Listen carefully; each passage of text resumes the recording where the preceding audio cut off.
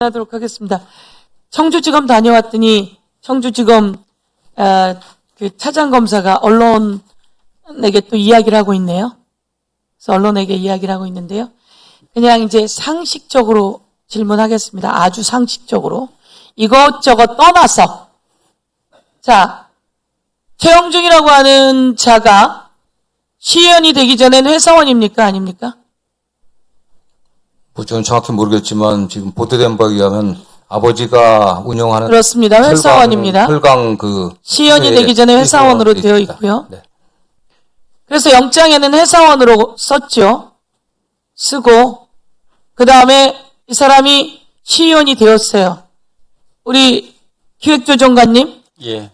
영장에 이 사람이 시의원이라고 하는 건 언제 픽스에 올렸습니까? 7월 8일 날 올렸습니다.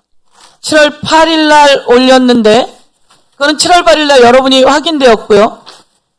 영장이 기각된 건 며칠입니까? 어떤 영장, 그 통신 영장을 말씀하시는 겁니까? 예. 예, 그거는 7월 10일. 7월 10일 날 저녁에 기각이 됐습니다. 그렇죠? 예. 7월 8일 날 시의원인 걸 확인해서 사건 기록에 첨부합니다. 그리고 7월 10일 날 출국 금지 시키면서 출국 금지, 그건 영장이라고 합니까? 뭐라고 합니까? 청서라고 합니다. 출국 금지 신청서에 그 사람이 시의원이라는 걸 넣었습니까? 안 넣었습니까? 넣었습니다. 제가 한 번 더, 저도 이거 뭐 팩트 체크하고 이럴 때가 아닌데 출국 금지 신청서는 오전 10시경에 넣었다는 겁니다. 거기에 시의원이라고 하는 내용이 들어있다고 합니다. 그리고 그날 통신 내역 영장을 기각한 건 저녁 몇 시입니까? 시간은 18시경으로 알고 있습니다. 18시경에 기각한 겁니다. 그러면 이렇든 저렇든 서로가 시의원인 걸 다 알고 있는 거예요. 그런데 나와서 영장에 회사원이라고 써 있다며 이렇게 언론 플레이를 해도 되겠습니까? 저는 그냥 아주 상식적으로 묻겠습니다. 금방 법무부 장관님이 회사원이라고 써 있다고 해서 제가 물은 겁니다. 제가 이 팩트 체크하느라고 아주 힘이 듭니다. 그런데 최초 영장 신청서는 회사원으로 기재됐다고 저희 보고받았습니다. 그렇습니다. 그 신청서에 회사원으로 되어 있습니다. 그런데 이 사람이 시의원이라고 하는 건 너도 나도 알아야 하는 내용이라고 저는 생각하는데 경찰이 그 8일에 7월 8일에 시의원인 걸 체크했고요. 그리고 7월 10일 날 그 영장이 기각되는데요. 7월 10일 날 출국금지 신청서에 그 내용이 들어가 있는 겁니다. 그 내용을 한 번 더 체크하고요. 그냥 근데 이런 거 저런 거 다 없애고 우리 행정안전부 장관님께 한번 묻겠습니다. 네. 이런 성범죄가 있습니다. 아동 성착취물도 만들고요. 아주 입에 담을 수가 없습니다. 그냥 성매매가 아닙니다. 그리고 그 아이에게 삭제도 다 지시합니다. 이거 완전히 N번방이고 그루밍입니다. 이거는 아청법에 의해서 무기징역을 때려야 되는 인간입니다. 이럴 때 통신 내역은 이 사람이 아까 여러 의원님들이 얘기했지만 다른 누구도 데리고 와. 너 지금 경기도니? 만날래? 온갖 것을 다 갑니다. 다른 애를 데리고 오면 5만 원 더 줄게. 누굴 데리고 오면 더 10만 원 더 줄게. 자기가 했던 성관계 영상까지 다 보여줍니다. 이런 과정 속에서 또 다른 피해자가 있을 수 있습니다. 여죄가 생기는 거죠. 무조건 통신 내역은 나와야 됩니까? 안 나와야 됩니까? 통신 자료 제출 요청은 그 영장 신청만큼 그렇게 그 엄격한 것이 아닙니다. 그 반드시 수사 자료로 증거로 활용될 수 있도록 충분히 협조를 할 수 있는 그런 사안이라고 봅니다. 근데 그것조차 신청을 안 하고 기각했다는 거는 좀 납득이 가지 않습니다. 맞습니다. 그냥 상식입니다. 이러니 저러니 별건이니 이런 얘기가 아니라 상식입니다. 그러면 별건과 여죄는 뭘까요? 다른 피해자가 틀림없이 있을 수 있는데 다른 피해자가 있을 수 있으니 통신 내역을 신청합니다. 하나와 이 죄가 아주 중대해서 여기에 있는 내용들을 또 더 범죄가 있을 수 있고 그것을 확인하기 위해서도 통신 내역이 필요하다. 이게 이제 통신영장의 내용인데요. 그럼 이게 다른 피해자가 특정이 안 되어서 이거는 통신 내역을 청구해 줄 수 없습니다. 이게 말이 될까요? 예.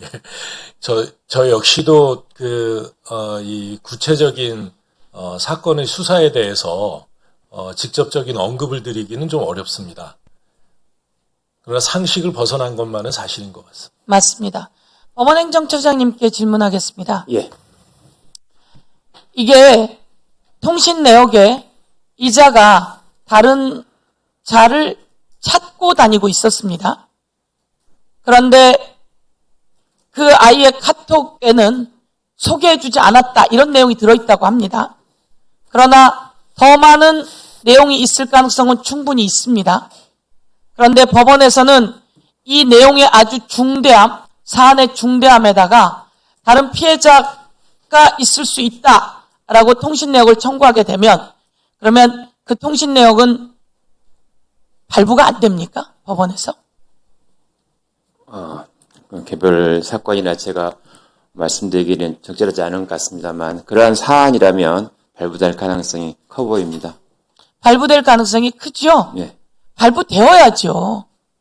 그리고 검사는 그러면 여죄는 이렇게 바꿔서 합시다. 만약에 그럴 거면 그렇게 해야지. 이건 기각이에요. 이게 될까요? 그리고 아이가 준 카톡에 다른 사람 소개해달라고 했지만 제가 소개하지 않았어요. 라고 해서 다른 죄는 없어요. 라고 지금 브리핑을 하고 있는 겁니다. 이게 말이 됩니까? 다 많은 의원님들이 그런 줄 알았어요. 그런데 그냥 상식으로 저는 이상해서 봤는데 지금 그렇게 브리핑을 하고 있고요.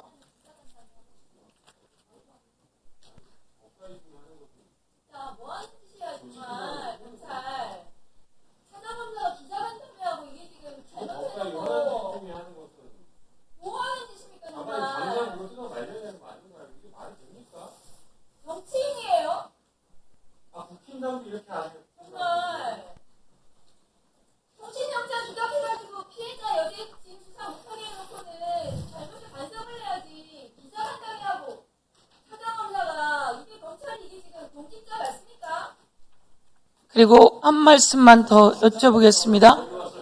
우리 법원행정처장님께 여쭤보겠습니다. 예. 본건영장으로 별건 수사에 필요한 증거를 확보한 경우에는 위법 수집 증거가 됩니다. 맞습니까?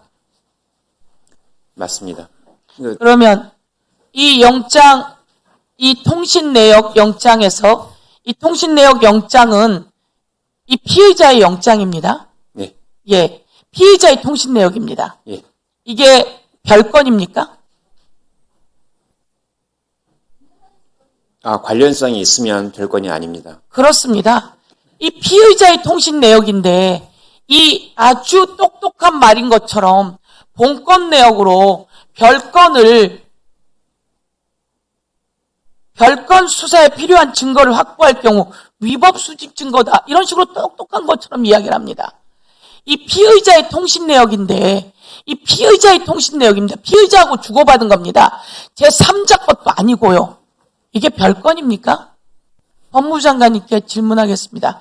별건과 여죄는 뭡니까? 별거는 최초 저희가 구속영장이라든가 또는 압수수색영장, 체포영장 발부한 그 사건과 관계없는 다른 건으로 갔을 때는 이제 별건이 되는 거죠. 그렇죠? 네. 이 사건, 그러면 네.